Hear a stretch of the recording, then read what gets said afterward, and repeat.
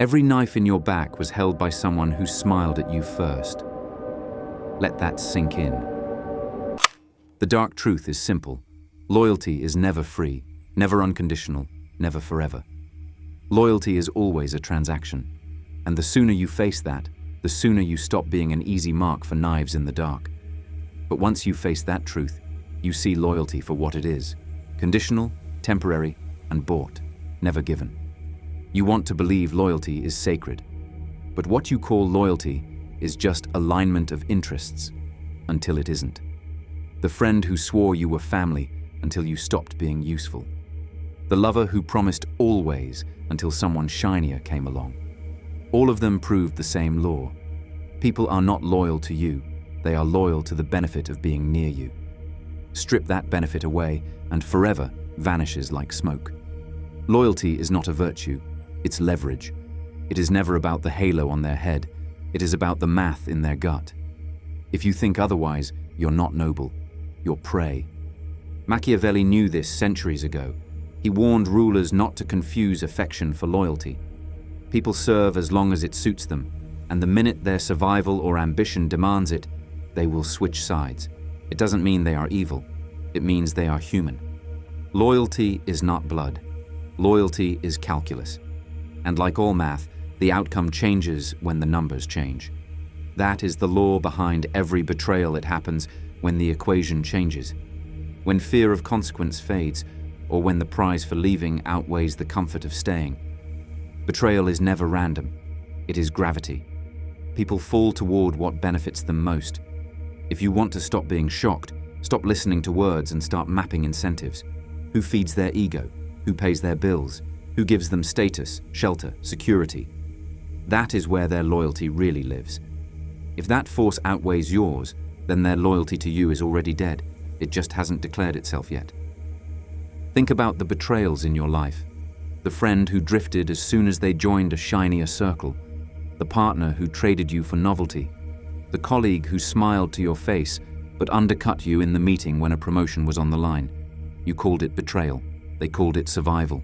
You made it personal. They made it math. And until you learn to see what they saw, you'll always be the last to know. Which is why you cannot trust words. You have to test loyalty without ever asking for it. Loyalty declared is already compromised. People will swear devotion when it costs them nothing. True loyalty only shows under pressure. Watch who shows up when there is no applause. Watch who stays when standing with you carries risk. Watch who spends their time and their reputation, not their empty promises. That's the test.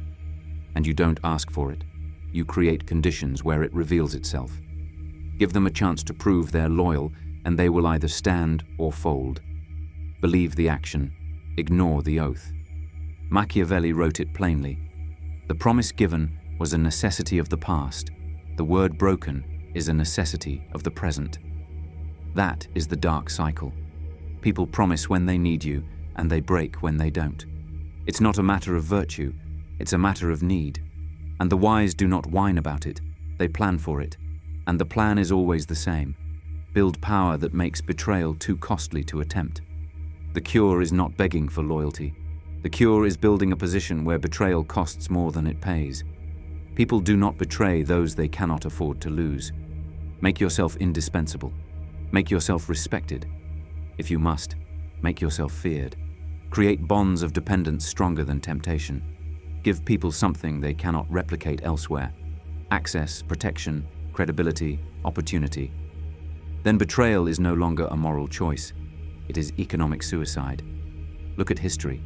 The kings who thought affection would protect them were dethroned. The leaders who engineered dependence ruled longer. Not because they were loved, but because betrayal was too expensive. That is the art. The ones who survived understood the equation and bent it in their favor. They didn't ask for loyalty. They designed it. And design, when done well, requires more than charm. It requires control. That is where the dark art begins. If you want loyalty, you must control both the leash and the reward. You give people enough to need you, but never so much that they feel free. You keep them slightly hungry, slightly dependent. You make them comfortable, but never independent. Too little dependence, and they leave. too much freedom, and they forget they owe you. The balance is the art. This is not cruelty. It is armor.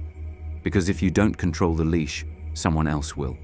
And if you don't make loyalty the best deal available, betrayal will always be waiting. But let's go deeper. There is one betrayal darker than all others. Self-betrayal. Every time you excuse a pattern, you should punish. Every time you let someone prove, twice, 3 times, that they won't bleed for you, and you still keep them close. Every time you beg for loyalty instead of designing it, you betray yourself. You sell yourself out to the illusion of forever. And when you betray yourself, you make it easy for others to do the same. And the first to exploit that weakness are often the ones closest by blood, because blood is just another leverage, not a shield. Blood doesn't guarantee loyalty. Families betray each other for inheritance, for pride, for reputation. Parents betray children by forcing them into lives that were never theirs. Children betray parents by erasing them when they become inconvenient. If you think blood saves you, you will be gutted by your own kin. The truth is that family loyalty is conditional like everything else. It lasts as long as the family bond is useful or sacred in context. Strip away the benefit, and blood turns into strangers. Consider Cain and Abel, the first fratricide in Scripture. Brother kills brother because envy outweighs loyalty. Or look at modern dynasties torn apart by inheritance wars. Siblings in court for decades, loyalty to money proving stronger than loyalty to blood. The lesson repeats across history. Blood may bind, but gold unbinds faster. And if even family fractures under pressure, how much weaker is love? Where desire is the leash and novelty the blade. Romantic loyalty is the most fragile of all.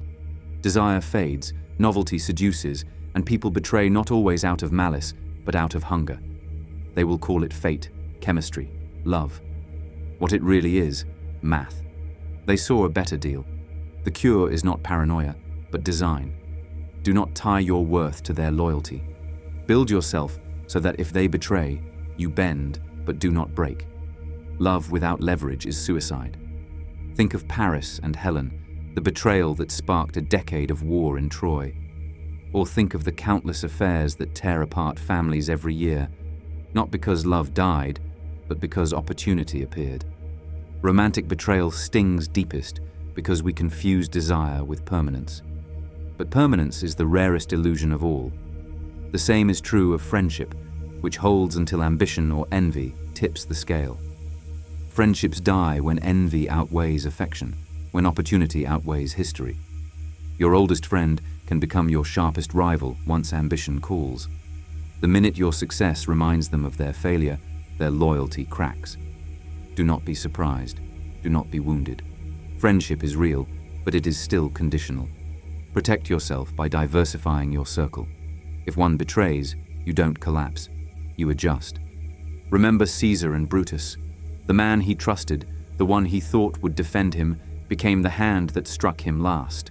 And the reason? Not hatred, not evil, calculus. Brutus believed survival, and Rome demanded it. That's the truth.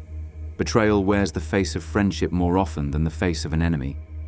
In power, in politics, in business, betrayal is currency. Allies today, enemies tomorrow. Competitors become partners, partners become thieves. Everyone swears unity when the contract is signed, and everyone looks for loopholes the minute profit dries up. Business is war in slow motion, and betrayal is simply another weapon. If you design your empire on affection, you will be gutted by ambition. But if you design it on cost, if betrayal costs them more than loyalty, you will endure. Look at corporate history. Partners who built empires together split the second money became tight.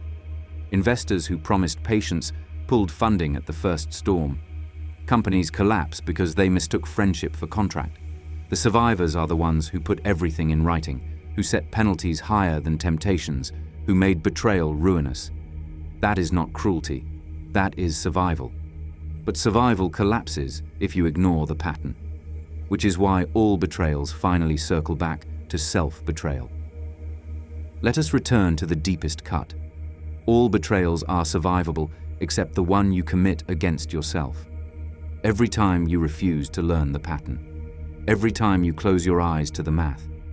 Every time you convince yourself that this one is different, that this one will love you forever, that this one won't turn when pressure comes, you are the one holding the knife, and the wound you give yourself is the one that never heals. Every story of betrayal begins with self-betrayal. You saw the signs, you ignored them, you knew the math, you pretended it didn't exist, and by the time the knife went in, you had already stabbed yourself by refusing to walk away sooner. The cure is harsh but clean. Stop hoping for virtue. Engineer the cost. Make betrayal more expensive than loyalty. The only way to never be betrayed is not to hope for virtue, but to engineer the cost. Make betrayal expensive. Make loyalty the path of least resistance. Build systems, not speeches. Contracts, not oaths. Incentives, not prayers. People are loyal only as long as it pays them to be. So make sure it always pays. And when betrayal still comes, and it will, you do not cry, you do not beg, you do not explain. You let them reveal themselves, and then you vanish. Not in rage, in indifference. Because the sharpest revenge is not payback, it's proving they were irrelevant all along. So understand this: loyalty is never owed, never free, and never forever. It is conditional, it is transactional, it is fragile.